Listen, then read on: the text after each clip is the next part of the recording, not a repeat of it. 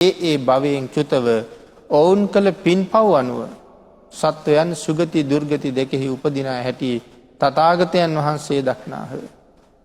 ඒ භවයෙන් චුත වෙලා සුගති දුර්ගති වල උපදින අය. ඒකයි සඳහන් කළේ මෙලවින් පිට වෙලා දෙව්ලොව යන අයත් පේනවා.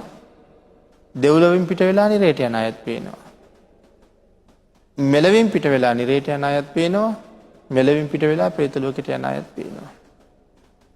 ඕනෑම පුද්ගලයෙක් දිහා බලලා මේ පුද්ගලයා මේ භවයෙන් පසු අහවල් තැනයි උපදින්නේ කියන කාරණාව දේශනා කිරීමේ පුදුමාකාර හැකියාවක්.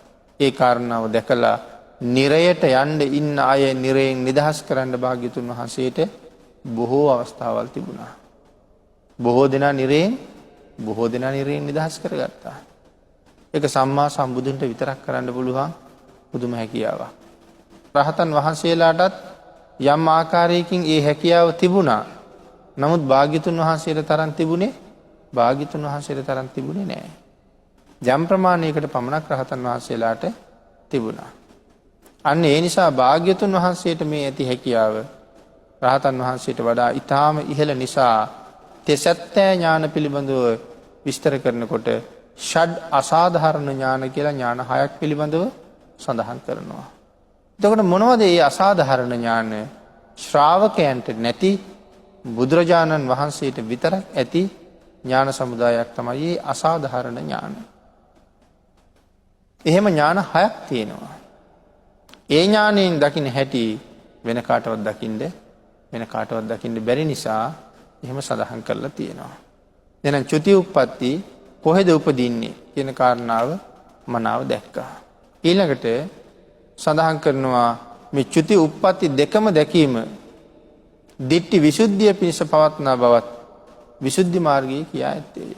දිට්ඨි විසුද්ධිය චුති උප්පත්ති දෙකම හරියටම දකින්න එක සහ පැහැදිලිව පිරිසිදුව අවබෝධ කරලා මරණින් මත්තේ මොහු මෙතනමයි කියන කාරණාව සඳහන් කරනවා. අන්න ඒ නිසා දේවදත්ත ස්වාමීන් වහන්සේ බුදුරජාණන් වහන්සේ දකින්න ආව අන්තිම වෙලාවේ තීරණය කළා මරණාසන්න වෙලා මම බුදුන් දැකලා සමාව ඉල්ලන්න ඕනේ කියලා. භික්ෂුන් වහන්සේලා සඳහන් කළා ස්වාමීනි දේවදත්තයන් වහන්සේ ඔබ වහන්සේ දැක ගන්න එනවා. බුදුරජාණන් වහන්සේ කාරණාව සඳහන් කරනකොටම පැහැදිලි කළා භික්ෂුණී දේවදත්ත මන් දකින්නේ කියලා. මේ කාරණාව අහගෙන හිටපු බොහෝ දෙනා බැලුවා දේවදත්ත භාග්‍යතුන් වහන්සේ දකින්නේම නැද්ද? ස්වාමීනි දැන් අහවල් තැන. ස්වාමීනි දැන් ජේතවනාරාමයේ ගේට්ටුව ගාව. තව චුට්ටයි එන්න තියෙන්නේ. ස්වාමීනි දැන් ජේතවනාරාමයට ඇතුල් වුණා. දැන් ජේතවනාරාමයටම ආවා. ස්වාමීනි දැන් ජේතවනාරාමේ පොකුණ ගාව. තව බොහොම ටිකයි. දැන් මේ සියලු දෙනා හුඟක් දෙනා කල්පනා කළා නෑ භාග්‍යතුන් වහන්සේ එහෙම සඳහන් කළා දේවදත්ත ස්වාමීන් වහන්සේට බුදුන් දකින්න පින ඇති කියලා. පොකුණ ළඟට එනකොට දේවදත්ත ස්වාමීන් වහන්සේ සඳහන් කළා දාඩිය පෙරාගෙන බුදුන් දකින්න යන්න බෑ. ඇඳ ටිකක් බිම තියන්න කියලා. ඇඟ බිම තිබ්බා විතරයි. දේවදත්ත ස්වාමීන් වහන්සේ හරියට වටතිරයක් ඇදලා වට කළා වගේ උන්වහන්සේ පතුල් බිම තියෙනවත් එක්කම නිරයෙන් ආපු ගිනි දැල් සම්පූර්ණයෙන්ම උන්වහන්සේ වහගත්තා. එහෙනම් භාග්‍යතුන් වහන්සේ දකින්න හම්බෙන්නේ නැහැ කියලා භාග්‍යතුන් වහන්සේ දේශනා කරලා තිබුණා. ළඟටම ආවා. දකින්න ලැබෙන්නේ නැහැ කියලා කීවනම් ඒ ලැබෙන්නේ නැති හින්දම තමයි එහෙම කියලා තියෙන්නේ. ඔහොම නෙමෙයි ජේතවනාරාමේ දොරකඩට ආවා කියලා කිව්වත් දකින්න හම්බෙන්නේ නැහැ කියලා තිබ්බනම් හම්බ වෙන්නෙම නැහැ. ඒ වෙලාවේ නම් නිරයට ඇදගෙන යන වෙලාවේ නම් සඳහන් කළා ස්වාමීනි මම ඔබ වහන්සේ සරණ යනවා කියලා. නමුත් එහෙම සරණ යන්න බෑ.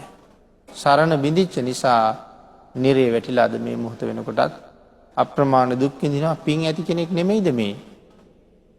ඔබ වගේ මා වගේ පින්වන්තයෙක් නෙමෙයි.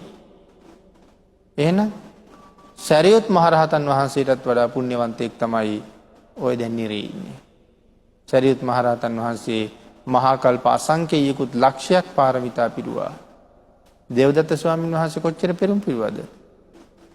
මහා කල්ප අසංඛ්‍ය 2.1 සරියුත් මහරහතන් වහන්සේ වගේ තවත් ගුණයක් පෙරම් පුරලා ඉන්නේ. ඒ තරම් පෙරම් පුරලත් නිරේ. අජාසත්ත රජ්ජුරුව. අජාසත්ත රජ්ජුරුවත් සැරියුත් මහරහතන් වහන්සේට වඩා පෙරුම් පිරුවා. මුගලන් මහරහතන් වහන්සේට වඩා පෙරුම් පුරුවා. ඒත් මහාකල්ප සංඛ්‍ය 2 ලක්ෂ එකක් පෙරුම් පුරලා ඉන්නේ මොකටද? සංසාරේ කවදා හරි දවසක ඈතර යන්නේ පසේ බුද්ධත්වයේ ලැබලමයි. මේ දෙන්නම පසේ බුදු වෙනවා. එක්කෙනෙක් විජිතාවි නමින් පසේ බුදු වෙනවා. මේ ආදි වශයෙන් බුද්ධත්වයේ ලැබලා සසරින් ඈතර යන්න තරම් පින් තියෙන උතුම් අය දේවදත්ත ස්වාමින් වහන්සේට වඩා බොහොම කලින් අජාසත් රජුගේ පසේ බුදු බව ලබයි. හේතුව දේවදත්ත ස්වාමින් වහන්සේ දුක් විඳින්නේ අවීචියේ, අජාසත් රජු අවීචියට ගියේ නෑ. ඇයි අජාසත් රජු අවීචියට නොගියේ? බොහෝ පින් කරලා අවීචියට යන එක මග ඇරලා අජාසත් රජු ලෝකමුනිරේ තමයි මේ වෙනකොට පැහැෙන්නේ. අවුරුදු කීයද? අවීචිය නම් අසංඛ්‍යයක් විතර අප්‍රමාණ අවශ්‍යයි. අසංඛ්‍යයක් අවශ්‍යයි. ලෝකමුනිරේ අවුරුදු 60000ක් අවශ්‍යයි. අසංඛ්‍යයත් සමාන වෙනකොට 60000 ඊටාම සුළු කාලයක්. අවීචිය අන්තර්කල්පයක් අවශ්‍යයි. අන්තර්කල්පය කියන්නේ අසංඛ්‍ය කොච්චරද? 8640000. අසංඛ්‍යයක් නෙමෙයි, අසංඛ්‍ය 8640000ක් මනුස්ස වර්ෂය.